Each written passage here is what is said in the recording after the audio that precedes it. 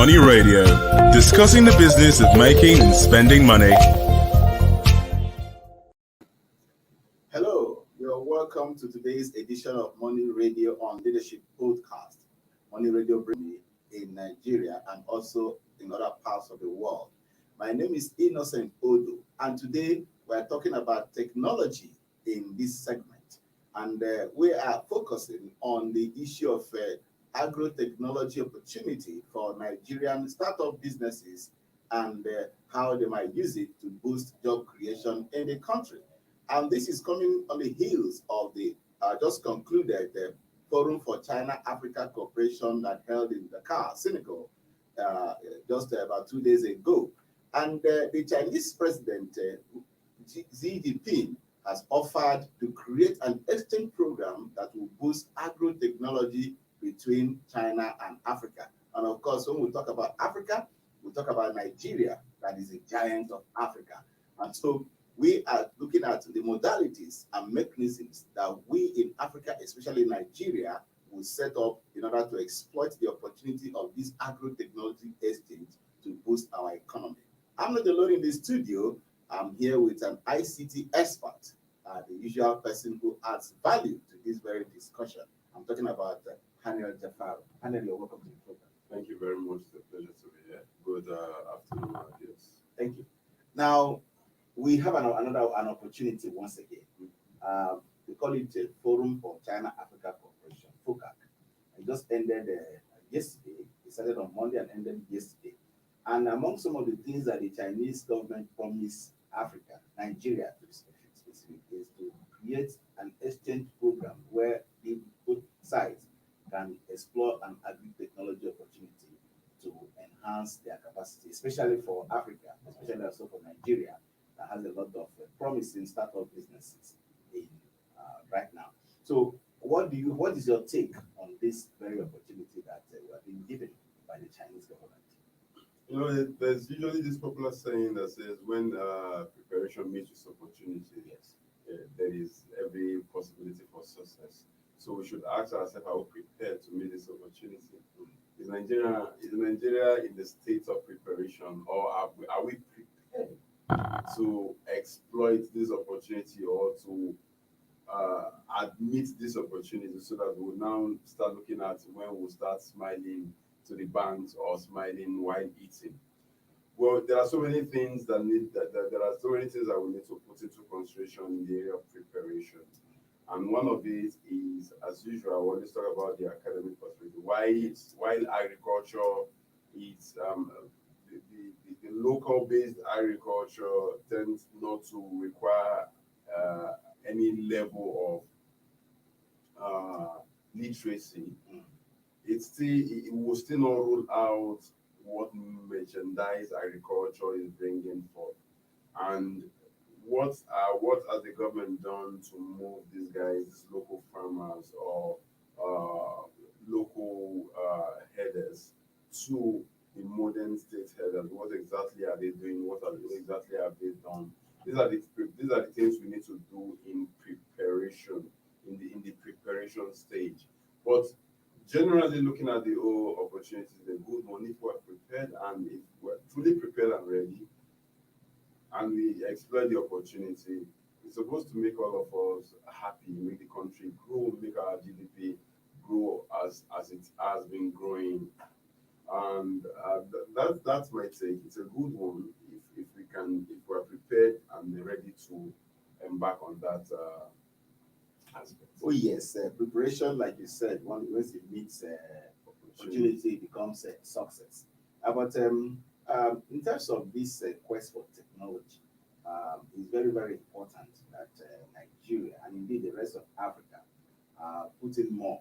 I'm just coming from a program that has to do with the ECOWAS parliamentary session, where parliamentarians are actually dealing with the issue of the policy on technology, for instance. Now, you are an ICT person, and you also understand the value of technology in expanding the economy of the nation.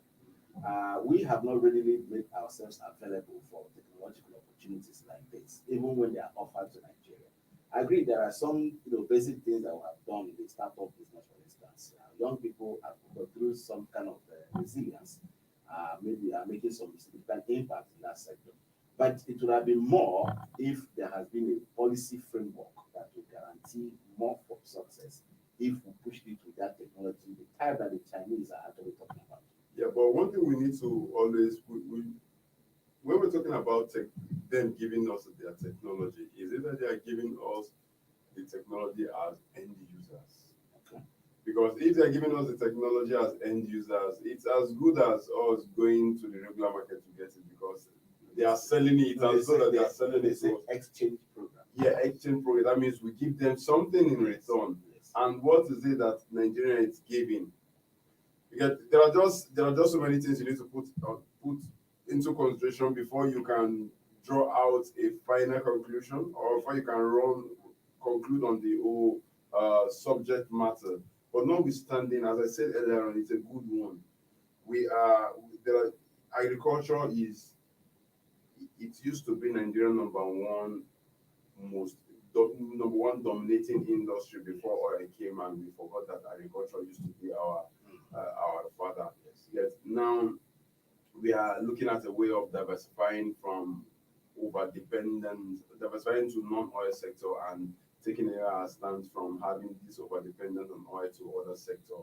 And agriculture is a vast land, and it has the ability to withstand and give us exactly what oil is giving us, because we have the weather, we have the soil, we have the manpower, we have everything that is needed. In fact, there is no state in this country that does not have a numerous resource, or that does not have a soil that is fertile for certain kind of agricultural product. That will tell you that we have so many. So if I'm to even look at that, I think that's the exchange that we may be putting on the table, because we have the fertile ground and they have the technology. So bringing their technology and our fertile ground, then it may end up being what we are bringing on the table. So, but looking at it, let's start by looking at this agriculture. Agriculture has a value chain, and it is wide. Now, unlike oil has the upstream, the midstream, and the downstream. So the downstream, the retailer, where the end user gets it, the midstream, the transport, and the logistics and storage. Then the upstream, that's those that do the exploration and all that ends there. But for agriculture, it has different stages. It has the input stage where you plant. It has the production stage where you harvest. After which it has the trading stage where you move your harvest to probably to a warehouse, which is now another stage. Yet the warehouse is where you store your products.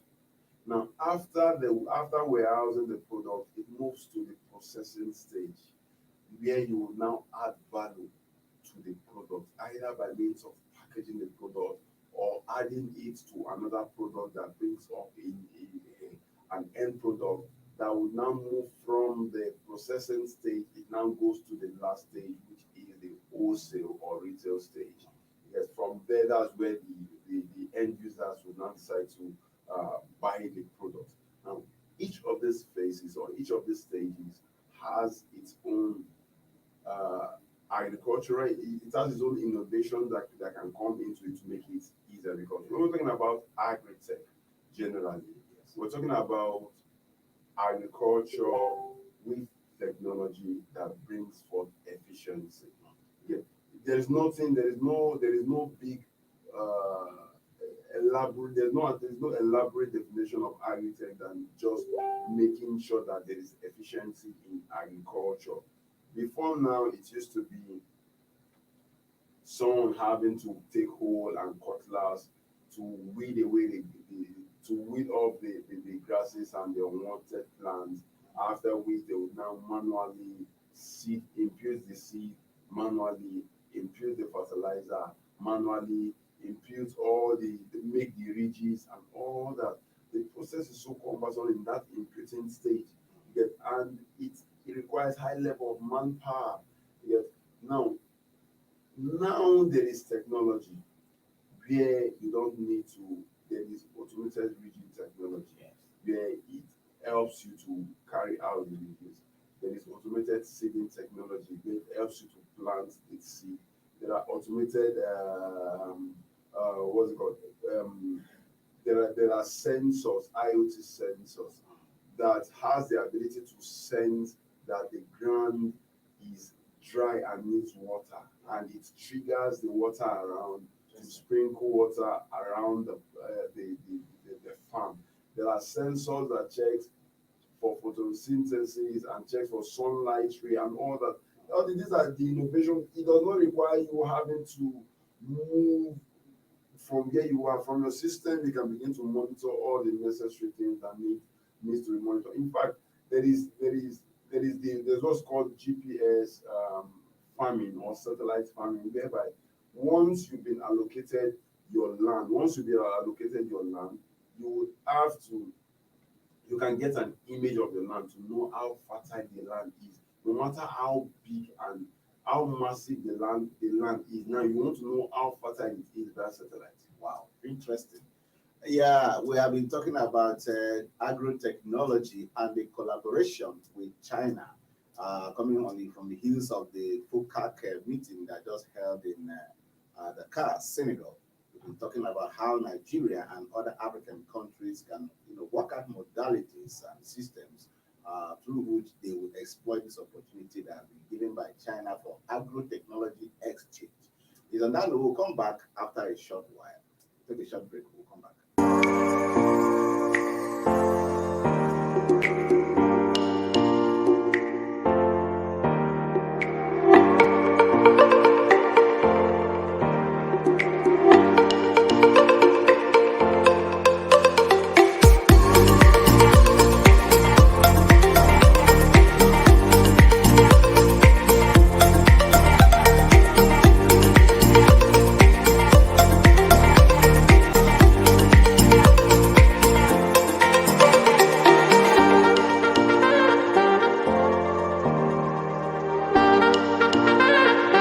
For sponsorship and advert placements, please contact 080-3688-6158. Last Word Leadership Podcast Studio. You have the last word. Jama'a barka da wannan lokaci. Sunana. Hello, my name is Gambo Aliyu, Director General National Agency for the Control of AIDS. Today is World AIDS Day. The theme of this year's World AIDS Day is End Inequalities, End AIDS, End Pandemics. We encourage people to access our services wherever they are, and we encourage people to contribute to the control of HIV/AIDS by knowing their HIV status today. Know your HIV status and do something about it. If you are HIV positive, make sure you access our services and make sure we control the HIV in you without letting it spread from you to another person. If you are HIV negative, make sure you remain HIV negative for the rest of your life.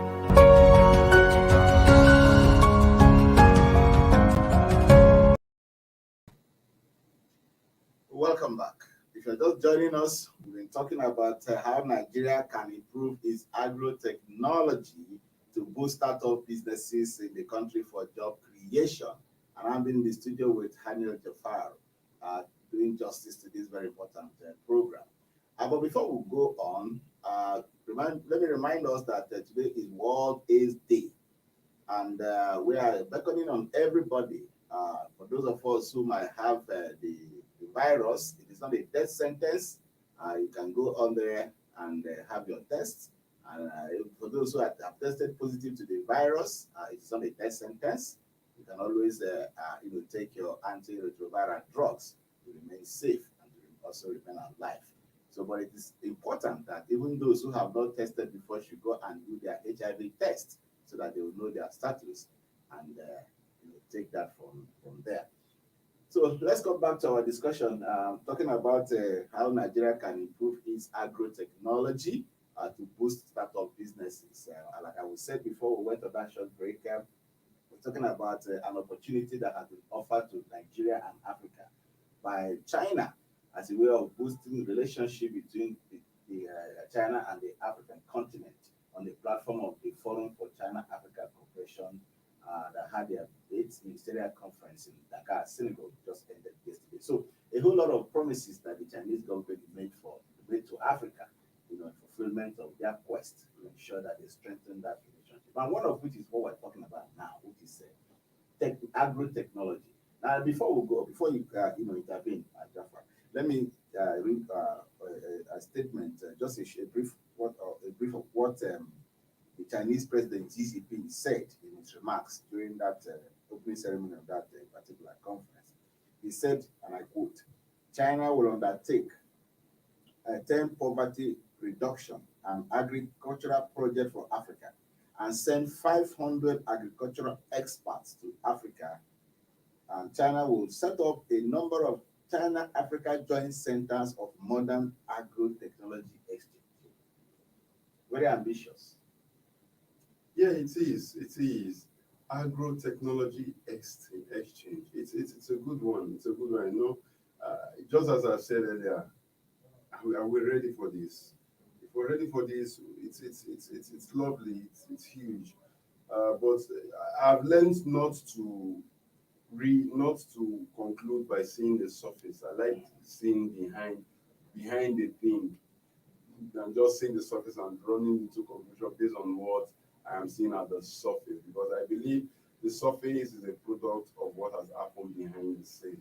Yet, so if I'm to go with this, with what he has said and what the promises he has made, I think it's a good one for African countries to engage and also ensure that they explore this opportunity. There are a whole lot of job creations that can come from this, truth be told. As I've earlier mentioned, I've studied the basis and the value chain in the agriculture. Each of these value chain has enormous job opportunities. If you're talking about the sensors, you can get. If you're talking about the seedling implants, robots do that. If you're talking about the sensors, it is IoT. If you're talking about, then there is the aspect of logistics. You can start to say, okay, what you want to be doing is agricultural logistics, moving agricultural products from one end to another. You can say what you want to be doing is agricultural warehousing and storing agricultural products. There are a whole lot of persons that are doing warehousing, but they do it at a low scale. They really don't. You just do. What you see is get us a product. They buy a product, let's say oil or rice, at the beginning of the year and wait till the end of the year to sell it. Or they buy oil at the end of the year and wait till the beginning of the year to sell. Or they buy yam at New Yam Festival period towards August and wait till the end of the year. So these are all agricultural, these are all storage. Yet it's a value chain. Yet even though some of them there are people, they don't care about where the product is coming from. What happens is that what matters is that they get the product and they can store the product. And they can preserve the product, store it, preserve it till when they want to dispose it. So a startup can come from that aspect of warehousing or storage. A startup can come from the aspect of logistics and transport. A startup can come from the area of now adding value. Now you've gotten a product. You want to package the product, or you want to add two products together to form a new product. Yes, like we have major products like cocoa that we use for needle. But it's not just cocoa. There are other secondary products attached to that main product, the primary product. You get the secondary raw materials that are attached to that primary raw material. That's what forms the Milo and the Bonvita that we see. Yeah, so that is value added processing. So you either want to just package the product as it is, or you want to add other products to it to make it another product, or you want to just package the raw material or add other raw material to it to make the product. Then There are people that comes in the area of now, how do we deliver this product to the end users? That's what took China from, that's what made the industrial revolution that China experienced, was because somebody called Alibaba was able to design a platform where they can sell China to the world. You can be in Nigeria and you place order. Before now, to place order, wholesale order, you have to go to China. But now you don't need to go to China. All you need to do is to log into Alibaba. And once you log into Alibaba, you get wholesale products, and you place order in wholesale, and you get your product to deliver to your doorstep. So that is an innovation that will come. There are people that will say, okay, no, I don't want to deal with wholesale, I want to deal with retail. That means you want to deal with the end users. Now, if you're dealing with the end user, you have to design a platform to be able to attend to that. Startups can come from there. So each of these value chain has its own very important and instrumental technology that can be integrated into it to make it better and make it more efficient. Okay, there's something here you said now that just struck my attention. And there was a time I traveled out of the country. I discovered that in that country, the animal husbandry in that country is technology based. You know that about it. Now you see a whole, a head of cow, or what do you call it? Many of them like that. Each one of them has a computer chip tied to it. Now that particular computer chip, is connected to a central server, uniquely, to individual cows. And that chip tells you when that a particular cow needs medicine, it needs water, the quantity of water it needs, when the temperature is high, when and all that. It gives a sense of perfection in this using technology to drive agricultural process that we're talking about. But then all this requires organization, strategy, skill, technical training, and all that. We're able to facilitate this among Nigerians. How much of that do we really have? And no, before you can even get to that system where you have an identity for each, you have a chip implanted in each animal. It means that all the animals already have an identity. yes, As it stands, we are battling with having human identity as a country. Now, we've not talked about human identity. We are still battling with human identity. There are building identity. There are family identity. All these things needs to be before you start talking about human. Because truth be told, how would you want to do it if you want to be able to identify cows and goats and you don't even know who owns the cow and goat? Yeah, so it really doesn't make sense that way. anyway, we're trying to follow the trend, as they will say. Around the world, things are changing and changing fast, and the world is becoming more competitive. You're going to countries that are actually the ones that actually give us the highest quantity of beef in the market and highest quantity of milk and even the quality of milk in the market. Nigeria doesn't count as anywhere close to. But the good thing is that we are feeding ourselves with meat. Yes. Yes. We're feeding ourselves with meat in an unstructured way, in a way that is not systematic. We just know that we don't import that large amount of meat from whatsoever country we want to import. The meat is here, so it's a good thing that it's not as though that foreign meat is not better than local meat. Meat is meat, and so far so good. We've been meeting that need for meat or beef, as the case may be. But notwithstanding, if it is structured, if it is well structured, I tell you, it will get to a stage where we begin to export meat.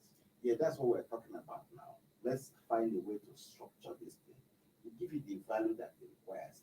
Now, we cannot have such a very big potentials like we have in Nigeria now and don't maximize it. Because right now, we'll talk about diversification in the agriculture sector. technology should be used to drive that diversification.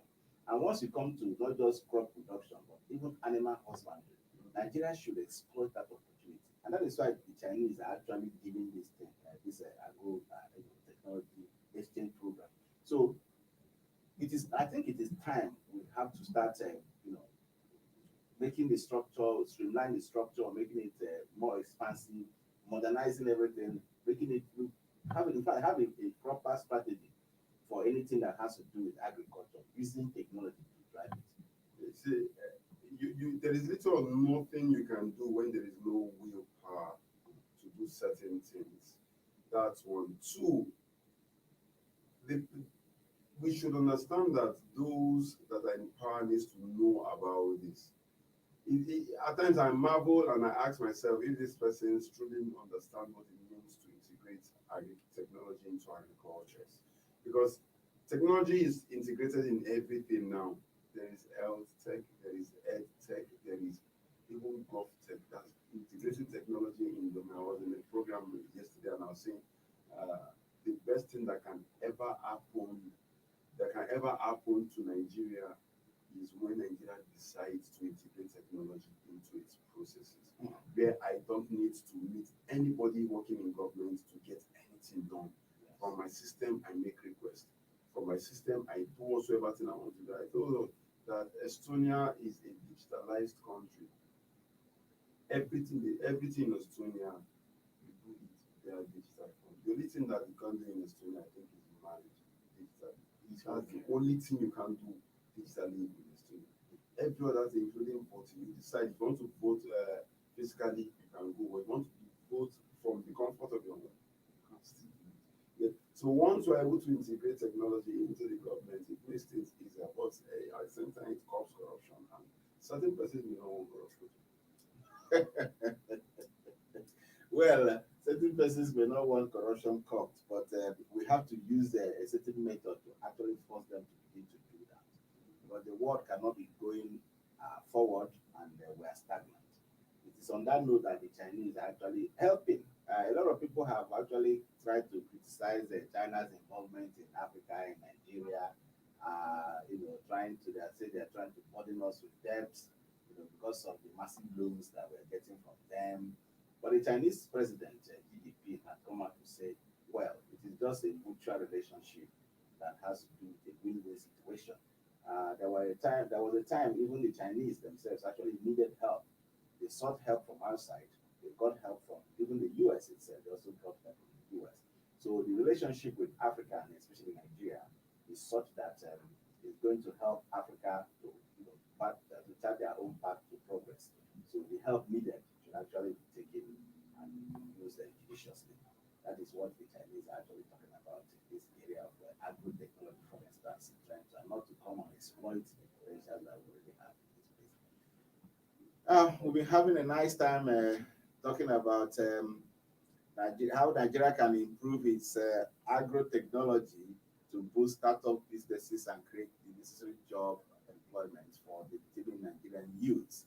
And this, like I said before, is coming on the heels of the 8th Ministerial Conference of the Forum for China-Africa Cooperation, FOCAC, which ended in Senegal just about yesterday, where some African countries converged in the Senegalese capital to talk about how to strengthen relationship between China and Africa. And we in Nigeria are very much part of that framework that is called FOCAC. And we're talking about how we're going to use the opportunity provided by agro-technology given to us by China in terms of exchange to be able to boost our startup businesses to create the jobs that are needed for the teeming and youth population of the country. It's on that note that we come to the end of today's edition of Morning Radio. I've been in the studio with Haniel. Haniel, thank you so much for joining us. Thank you so much. We promise to bring you a fresh edition when next we come. Have a wonderful day. Bye-bye. Hello, my name is Gambo Aliyu, Director General National Agency for the Control of AIDS. Today is World AIDS Day. The theme of this year's World AIDS Day is End Inequalities, End AIDS, End Pandemics. We encourage people to access our services wherever they are. And we encourage people to contribute to the control of HIV/AIDS by knowing their HIV status today. Know your HIV status and do something about it. If you are HIV positive, make sure you access our services and make sure we control the HIV in you without letting it spread from you to another person. If you are HIV negative, make sure you remain HIV negative for the rest of your life.